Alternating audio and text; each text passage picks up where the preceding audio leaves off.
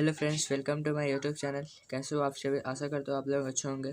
और ये जो क्वेश्चन आपको जो दिख रहा है ये सेंटर एग्ज़ाम में पूछा है और इसका एग्ज़ाम में पूछने का संभावना है ना। तो चलिए हम इसे हल करते हैं। क्वेश्चन पहले पढ़ने से शुरुआत करते हैं।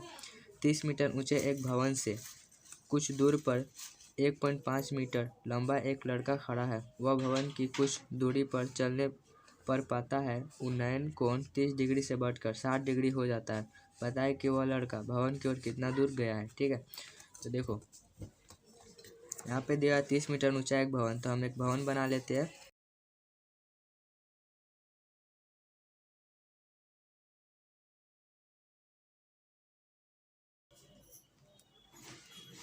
तीस मीटर, ठीक है। अब देखो 1.5 मीटर लंबा एक लड़का खड़ा है।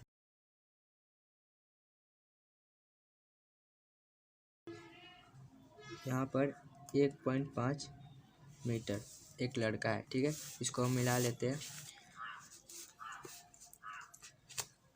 वह भवन की कुछ दूरी पर चलने पर पाता है उन्नयन कोण 30 डिग्री। देखो यहाँ पे पहले तो वो भवन पे यहाँ पे जो कोण इसका बन रहा है वो 30 डिग्री का बन रहा है। देखो उन्नयन कोण बन रहा है तो यहाँ इसका आँख है, तो यहाँ से ये जो है ना इसका यहाँ से उन्नयन कोण बन रहा है, तो इसे हम मिला देते हैं।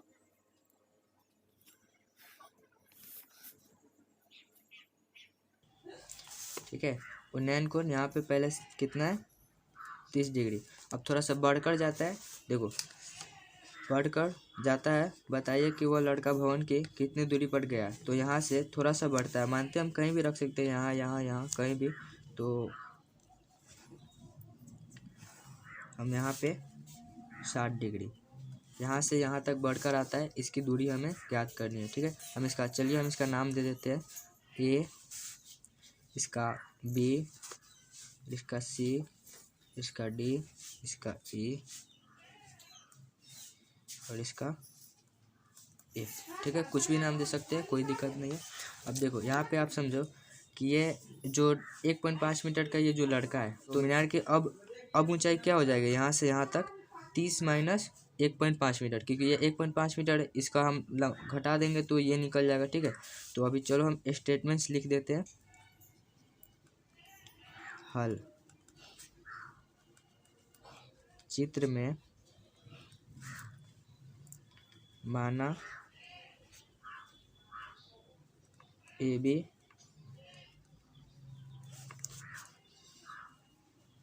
मीनार है। देखो मीनार कितना है 30 मीटर, 30 माइनस अब 1.5 बराबर कितना हो जाएगा 28.5 मीटर। ठीक है, और ये अभी देखो डी एफ, ठीक है। और यहाँ पे जो ये एक और हो जाएगा यहाँ पर एफ जी, तो यहाँ पे डी एफ पे 30 डिग्री का कोण बन रहा है और सी एफ पे 60 डिग्री का कोण बन रहा है। मतलब ये दोनों, ये लड़का ही है 1.5 यहाँ से चलकर यहाँ तक आया है, तो डी एफ बराबर सी जी बराबर 1.5 मीटर का लड़का है। ठीक है, जिसका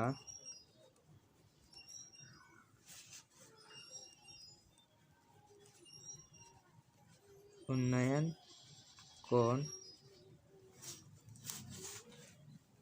डी पर 30 डिग्री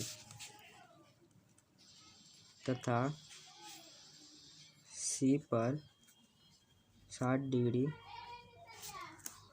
का बनता है। ठीक है, इतना ही लिख दो, कोई दिक्कत नहीं है। आप कैसे भी लिख सकते हो, उससे मतलब नहीं है। मैंने भी ये खुद से लिखा है, कोई किताबी भाषा नहीं है।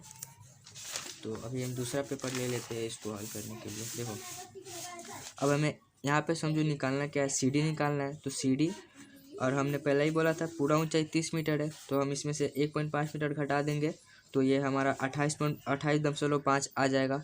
तो अभी हम 28.5 ए बी को लेकर चलेंगे और पहले ए बी सी में चलेंगे 60 डिग्री और ए बी डी में चलेंगे 30 डिग्री। हम कहीं से भी कुछ भी चल सकते हैं, पहले ए बी डी में भी चल सकते हैं, कोई दिक्कत नहीं है, लेकिन हम पहले क्या चलेंगे ए बी सी में, छोटे वाले में।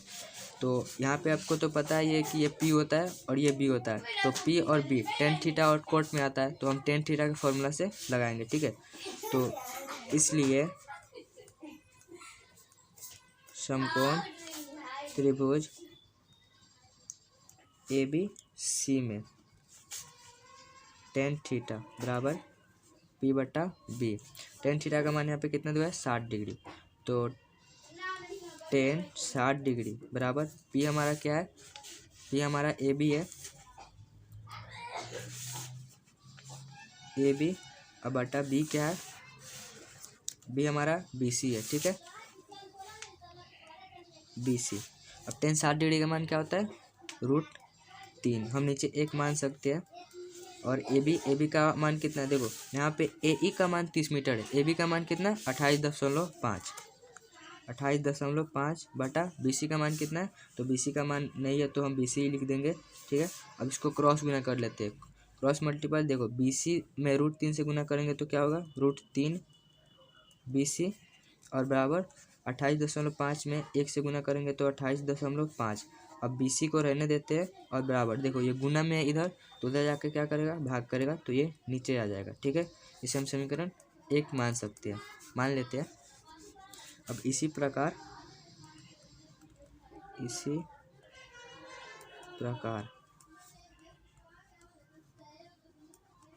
समकोण त्रिभुज, अब समकोण त्रिभुज ए बी डी में चलेंगे, ठीक है,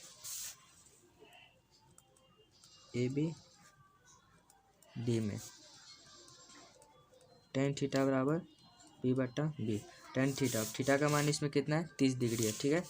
और हमारा पी तो वही है ए बी है, और बी डी हमारा डी है, ठीक है। तो थीटा का मान 30 डिग्री बराबर पी कौन है ए बी अब बटा बी कौन है A D, sorry B D. 30 degree का मान होता है 1/√3 बराबर ए बी कितना है 28.5 बटा बी डी कितना है, देखो बी डी को हम ऐसे लिख सकते हैं B C plus C D, क्योंकि पूरा ये मिलाकर क्या है बी डी है, ठीक है। तो B C plus C D, अब क्रॉस गुना कर लेते हैं, तो B C plus C D एक बार, तो B C plus C D एक ही हो जाएगा, और बराबर √3 28.5 ठीक है। अब देखो यहाँ पे बी सी कितना दिया हुआ है 28.5 बटा √3, और यहाँ पे बी सी, तो बी सी का मान हम रखेंगे, ठीक है। तो 28.5 बटा √3 और प्लस सी डी बराबर 28, देखो यहाँ पे सी डी बराबर 28.5 √3। अब सी डी को यहीं पे रहने देते हैं, सी डी तो बराबर देखो 28.5 √3 और ये प्लस का है तो उधर जाके क्या करेगा माइनस का, तो माइनस का तो 28.5 √3। अब यहाँ पे 1 मानकर इसका हम बटा का घटाव बना लेते हैं, तो 1 और √3 का एलसीएम क्या होगा √3, और √3 में 28.5 √3 से गुना करेंगे तो क्या आएगा 28.5, और √3 में √3 से गुना हुआ तो √9, और √9 का वर्गमूल 3 होता है तो गुने 3, और माइनस 28 √3 में √3 से गुना करेंगे 1 मरतबे, और 28.5 से 1 में गुना करेंगे तो 28.5, ठीक है। अब देखो यहाँ पे 28.5 कॉमन ले सकते हैं, तो यहाँ पे क्या हो जाएगा 28.5। अब जब कॉमन लिए तो यहाँ पे 3 बच जाएगा, और यहाँ पे 28.5 से कम 28.5 एक कम 28.5 1 और बटा √3, ठीक है।